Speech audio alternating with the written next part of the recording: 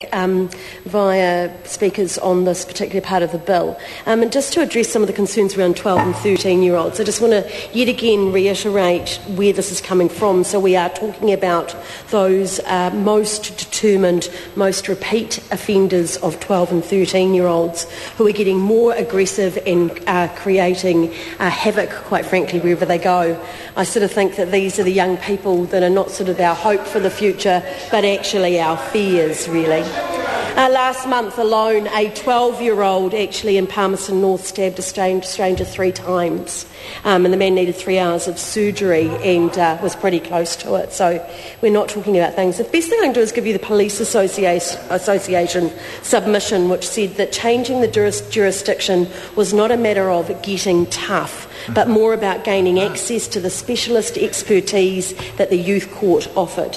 For 12 and 13-year-old serious repeat offenders, it said that a more direct youth justice response is not only appropriate but required.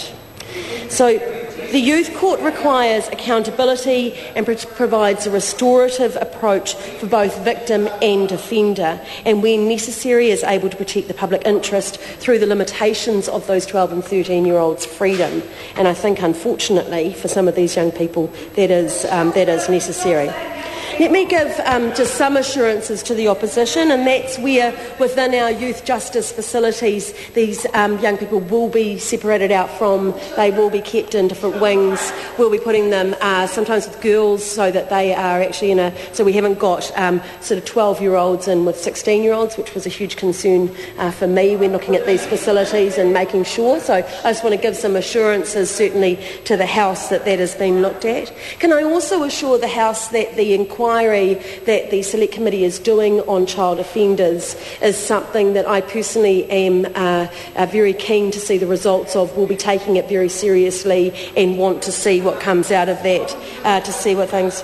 Can I also say that a real concern of mine when I was looking at this and as it went through was that the care and protection requirements of that can be in the family court but not in the youth court, and I felt certainly many of those 12 and 13-year-olds do have issues that need to be dealt with as far as care and protection, and the news is that they can be simultaneously have their offending issues dealt with at both the youth court and then their care and protection issues dealt with through the family court. So we can make sure that we're actually addressing those that come through. So that's something. I also just want to touch on the MAC camps and make absolutely no apologies for them. I don't know if many of, I don't think anyone actually has been and seen the one that we sort of ran as a trial. I mean, that was a volunteer, so these young people got to stand up and say they wanted to do it. These are for our most toughest.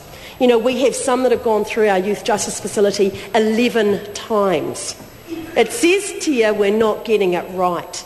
It says that we're not actually dealing with the issues of the offending. We're not getting rehabilitated enough. There's not enough mentoring going on. There's not enough work going on back home while we're changing that behaviour, and that is all part of this bill and all part of this package. But it also says that there are some young hardened criminals whose behaviour actually needs a short, sharp shock that's going to be sustained and over a period of time. And you just need to go and actually see the look in some of these the young people's eyes as they've had that shock, they've seen another side of life, they've actually worked with them, and then over a period of time with the mentoring that has continued, with the follow-up. And that's what actually surprises me constantly as I'm hearing how they vehemently oppose this bill, and yet all the evidence does tell you that if you back it up with mentoring, if you back it up with the right drug and alcohol programs, and if you back it up with what really needs to be done, then you'll see it.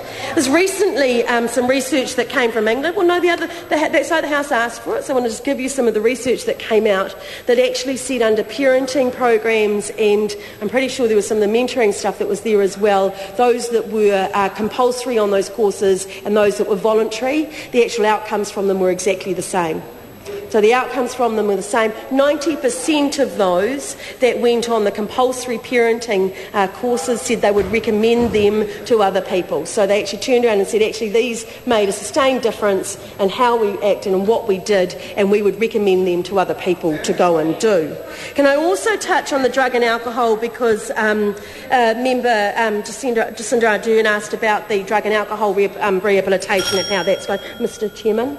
Paula Bennett. Thank you. Mr Chairman, what happened is we were working over this over quite a long period of time last year. We certainly have met with Odyssey House, Rongatia, Te Wika, and Odyssey House, and got together with all of them and said, how do you think it's going to work? Where is the capacity in what you're doing? How can we make sure we've got the right resources behind it? They actually came to agreements themselves at that time that for the first year they would like to see the residential part of the programs being run by Rongatia, and so we're certainly supporting them in that. And then as we roll it out further and the capacity comes up, they'll roll it out to others, but they have actually made the decisions on where they see they can best actually meet the needs of, and are really welcoming it in all respect.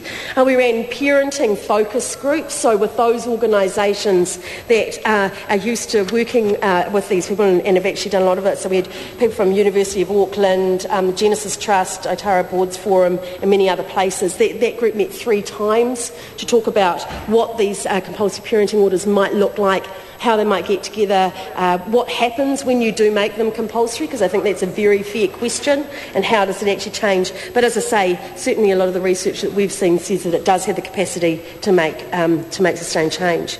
We also ran them on the mentoring programs, and we certainly got a bunch of people together there, and they were an interesting bunch of people. And I don't know if anyone else knows it, but if you talk to a young person that's now no longer a young person, who's been in some pretty serious trouble, and ask them what turned their lives around when they've actually got out of it, I always say it that all of them have a someone story. So there's someone that backed them over a long period of time. There's someone that actually worked alongside them, that helped them work towards change, that encouraged them, that actually believed in them, because often it is about that, and actually helped them, as I say, for that long period of time. And that's what this bill does. So that's what those mentoring programs are going to do. You're going to see them being introduced either with the supervision with activity, so you'll see programs like Start Taranaki, Genesis. You'll see with those that are doing the supervision with activity courses, they will actually then make that link to mentoring, and that mentoring could actually follow them for up to 12 months. So they could be doing 6 months in a supervision with activity, and then there could be up to another 12 months on top of it that mentoring could be following them. And some of the mentoring stuff is, it's almost daily with some of the courses, with some of the different supervision with activity and the way they do it, but some of the examples are they're actually going back into the community with that young person, showing them how to get on a bus and what they do and how they get to the job, and taking them shopping to get the right clothes to get them into the right course, following them through on where the areas of interest are, trying to get them back into education first, to be quite honest, because most of them are pretty young. When that's not working, it's about that training, linking them up with employers, but following them over a long, sustained period of time.